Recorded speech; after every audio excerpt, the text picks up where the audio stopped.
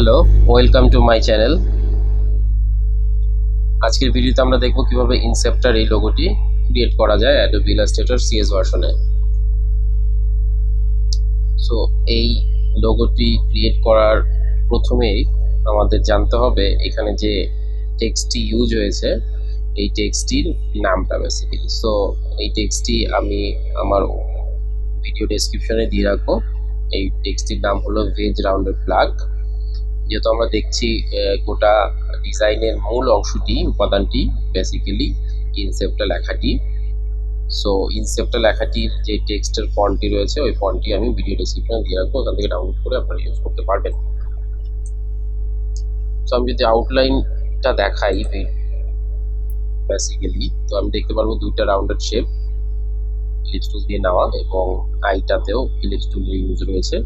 এবং বেসিক্যালি এখান থেকে আমরা চাইলে পাথ কেটেও দিতে পারি, অথবা এটাকে জাস্ট একটা সিম্পলি একটা বক্স নিয়ে বক্সটাকে আমরা প্লেস করেও দিতে পারি। প্লেসিংটা এমনভাবে হবে যে ইনসেপ্টার পিছনে থাকবে এবং সার্কেলটার উপরে থাকবে। অথবা আমরা চাইলে এটাকে গোটাটাকে ধরে এই দুটাকে আমরা ডিভাইড করেও আলাদা করে রাখতে পারি। তো চলুন শুরু করা যাক। তো ভিডিওটি শুরু করার পূর্বে আমি বলে নিচ্ছি এই ভিডিওটা সম্পূর্ণ বিগিনারদের জন্য। যদি আপনি পণ্ডিতামন্য হয়ে থাকেন তাহলে ভিডিওটি ইগনোর করতে পারেন।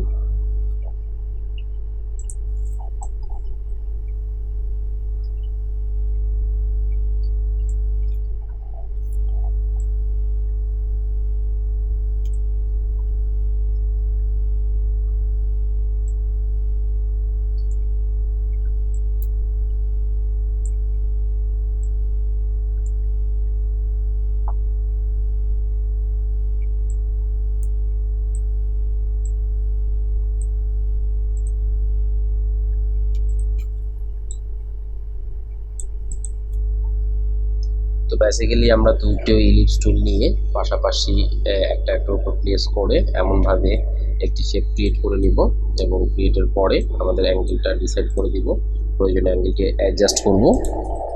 আফটার দ্যাট আমরা এটাকে ডিভাইড করে নিতে পারি, পাথফাইন্ডার ইউজ করে ডিভাইড করে নিব এবং আনগ্রুপ করার পরে মধ্যের সার্কেলটাকে ফেলে দিয়ে বাকিটাকে আমরা যেহেতু দেখতে পাচ্ছি বাকি সম্পূর্ণটাই একটা অংশ, সো আমরা এখান থেকে কালারটা পিক করে নিতে পারি। সো আমাদের সার্কেলের অংশটি হয়ে গেল।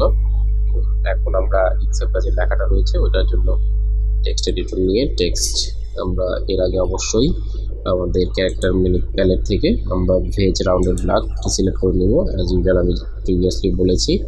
এরপর আমরা নির্ধারিত যে টেক্সটটি রয়েছে ইনসেপ্টা এটা লিখে দিব এবং ইনসেপ্টা লেখার পর আমরা এটাকে আউটলাইন করে নিব। আউটলাইন করে আমরা এটার কালারটা দিয়ে দিতে পারি এবং এখান থেকে আইটাকে আমরা আনগ্রুপ করে ফেলে দিব, অথবা আমরা আইটাকে রেখে দিতে পারি আমাদের ইচ্ছে।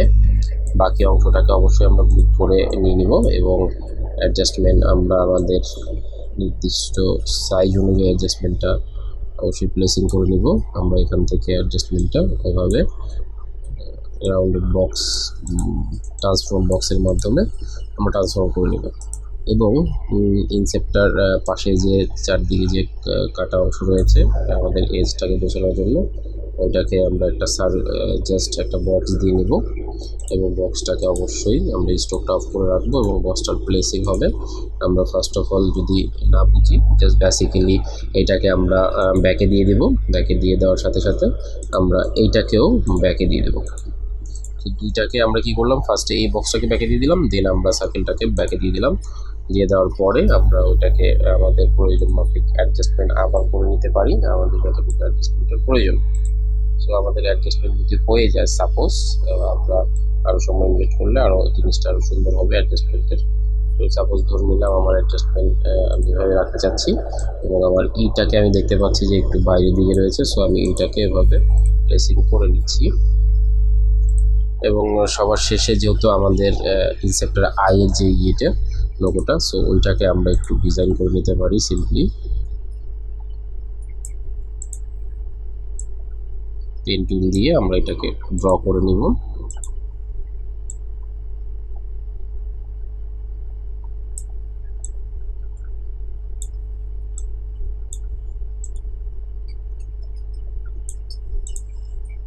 এবং ইলিপস টুল দিয়ে জাস্ট সিম্পলি একটা সার্কেল করে নেব। সার্কেলটাকে এমনভাবে প্লেস করব যাতে আমাদের আইটা একটু রোটেট অবস্থায় থাকে। অ্যাঙ্গেল অবস্থায় আমরা শেয়ার টুলও ইউজ করতে পারি, অথবা ট্রান্সফর্ম থেকে শেয়ারও ইউজ করা যেতে পারে এখানে। বাট যেহেতু আমাদের টাইম ওভাবে মিনিমাইজ করতে হবে, সো আমরা ফ্রি ফর্ম ট্রান্সফর্ম করে নিচ্ছি এবং আমাদের যে আইটাকে আমরা ওইভাবে প্লেস করে দিচ্ছি।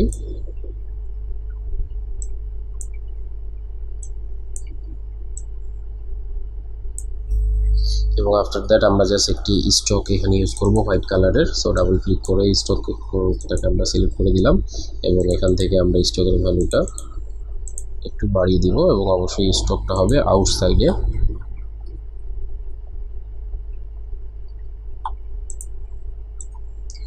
সো Adobe CS এ যেহেতু আমাদের আউটসাইড নেই, সো বাই ডিফল্ট যে স্ট্রোকটা রয়েছে ওইটি আমরা ক্রিয়েট করে দিলাম।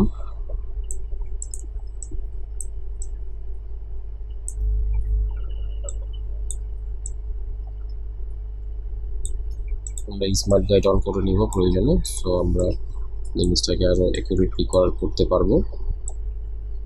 স্মার্ট গাইডটা অন থাকলে আমাদের জন্য সুবিধা হবে। আমরা যদি স্মার্ট গাইডটা অন না করতে পারি তাহলে জাস্ট মেনু বারের ভিউ উইন্ডো থেকে আমরা ভিউ থেকে আমরা স্মার্ট গাইডটা অন করে নেব। সো আশা করি মোটামুটি খুব কম সময়ের মধ্যে আমরা এইভাবে ইনসেপ্টার যে লোগোটি রয়েছে এটা ডিজাইন করতে সক্ষম হব।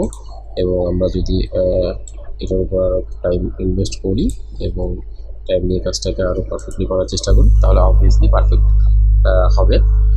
সো এটাই ছিল ইনসেপ্টার যে ভেক্টর ডিজাইনটি রয়েছে সেটি ক্রিয়েট করার সবচেয়ে সিম্পলেস্ট এবং দ্রুত কুইকেস্ট ওয়ে।